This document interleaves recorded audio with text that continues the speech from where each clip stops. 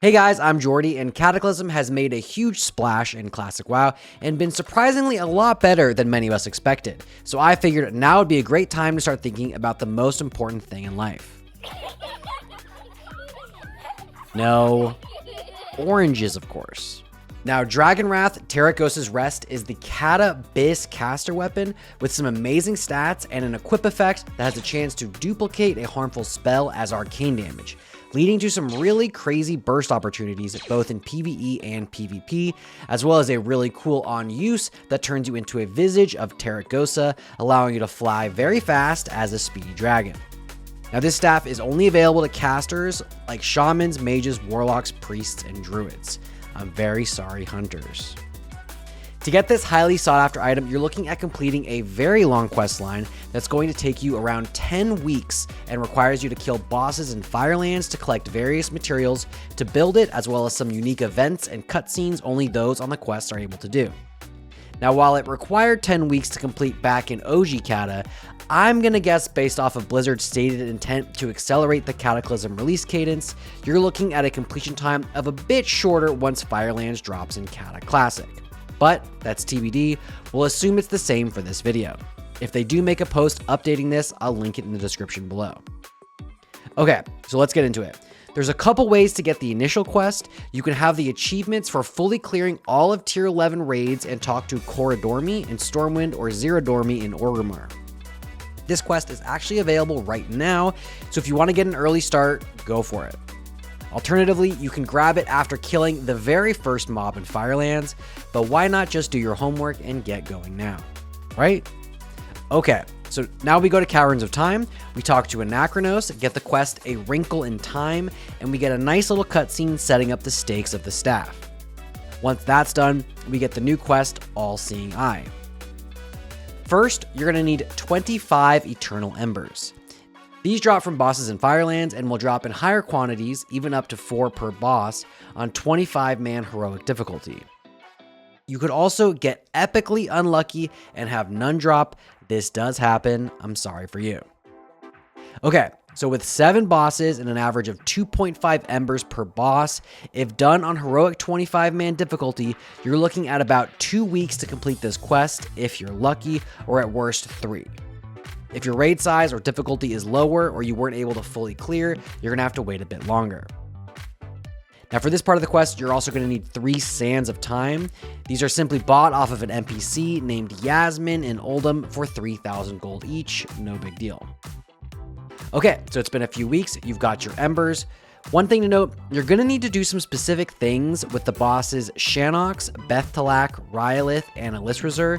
So if you're super close to finishing, considering just doing the ones that you can, finish the 25 and then continue the quest quickly before returning.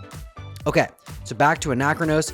He creates this nice timeless eye for us, which we're going to loot and get the quest on a wing in prayer.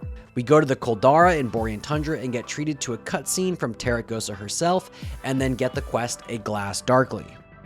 We're instructed to go into the Nexus, where we'll do some RP with Tarecgosa and wander around before ending up at the Rift. We beat this dragon and turn it in for the next part. Actionable intelligence. We're told to head to our old friend Kalecgos, who's now stationed at Nordrassil in Mount Hyjal. Off we go. How's it going, Kalecgos? Hope you've been well. He gives us the new quest Delegation, which asks us to create the branch of Nordrassil, the beginning of our new staff. Okay, so this quest doesn't tell you what to do, but since we've been playing this game for 15 years, we have plenty of information now. You're looking to peel off fragments of each boss in specific ways, combining 3 of said fragments into a dull focus, and then once each boss uses a specific ability, you want to use the focus on it to charge them with energy. First, let's talk about Shanox. When his crystal prison traps are destroyed, one of these will appear on the ground. Pick 3 of them up and combine them into the dull focus, then use it right where he throws his spear to charge it. Not too bad. Next, Bethtalak. You're looking to kill these Cinderweb drones who drop these on the ground. Pick 3 of them up, combine them, then go topside as she's casting Smoldering Devastation. Just put this on the ground and bing bang boom, charged.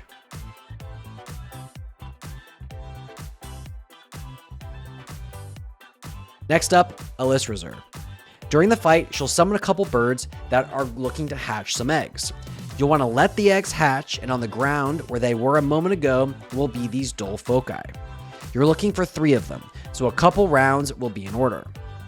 Once you've combined 3 of them into a dull focus, you need to get her on the ground, recharging before she reignites and blasts the raid with energy and your newfound focus. 3 down, 1 to go. Finally, Lord Rhyolith. After you pull him, you'll see the fragments begin to spawn on the edge of the room. Grab 3 of these to combine, then as he stomps around, you want to drop this under his foot just as he's about to do his stomp.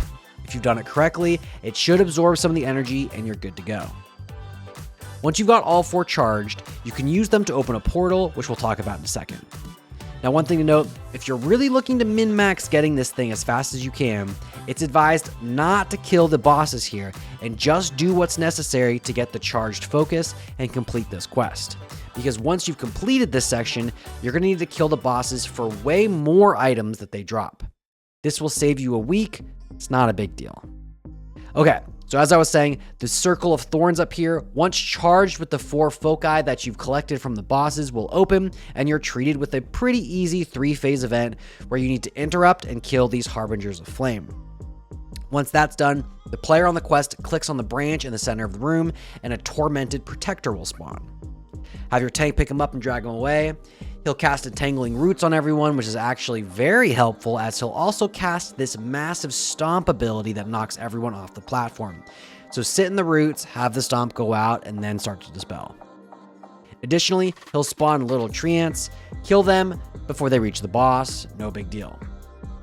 Once he goes down, the player on the quest turns into a big tree, and then Volcanus will spawn. He fixates on that player, so just pop Lust and burn him down. Avoid standing in fire, pretty easy, no big deal.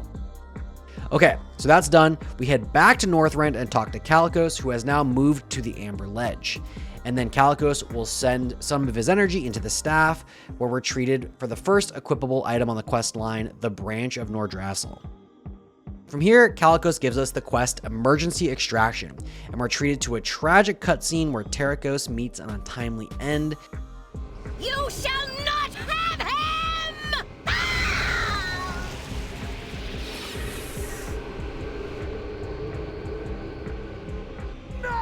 And now Calic is pissed off and wants to charge the staff even further. We're tasked with Time Grows Short, which requires 1,000 seething cinders, items that are looted off of each of the boss in Firelands.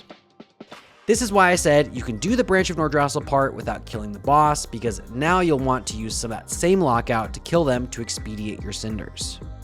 Now each boss on Heroic 25 will drop between 55 and 66 cinders, but again, this will likely change. Either way, this quest shouldn't take more than 3 weeks with consistent kills. If I had to guess, it'll go down to 1. Once you've collected your 1,000, I'd recommend you not finish whatever bosses are left in that raid ID, because as before, we're gonna need to kill them again. So we head back to Tarecgos and get another great cutscene before we're gifted a new equipable staff with a higher eye level, the Rune Staff of Nordrassil. Now we're on to the final bottleneck of the quest line, Heart of the Flame. We're looking for 250 Soul Flame Essences and the Heart of the Flame. These essences need to be siphoned using the staff that you were given on each boss's corpse. Now back in the day, you were looking at an average of 10-ish essences per boss on 25-man heroic, or 8 on normal, and about half those numbers for 10-man. So your fastest number of completion for these is about 5 weeks. Again, this is likely to change based off of Blizzard's accelerated release plan, but this is the single longest part of the chain, even if it is quite simple. Now, once you've collected all 250, you're going to also be looking to collect the Heart of the Flame, which, something to note, will only spawn once Ragnaros has been defeated and you've collected all 250. So make sure that you don't forget to grab it back here once he's dead.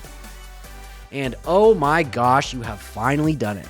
We head back to Tarecgosa and get the final quest, where we're treated to a mini parade of RP and then our legendary staff. Congratulations and enjoy your BIS weapon. If you enjoyed this video, do me a huge favor and like and subscribe. I'll be releasing tons of Firelands and Cataclysm content in the weeks to come, like raid assignment sheets, loot prio guides, boss guides, and lots more. as well as tons of Season of Discovery stuff in the future that should help streamline your life and save you some time, so stay tuned for that. Thanks again for watching, and I'll see you in the next one.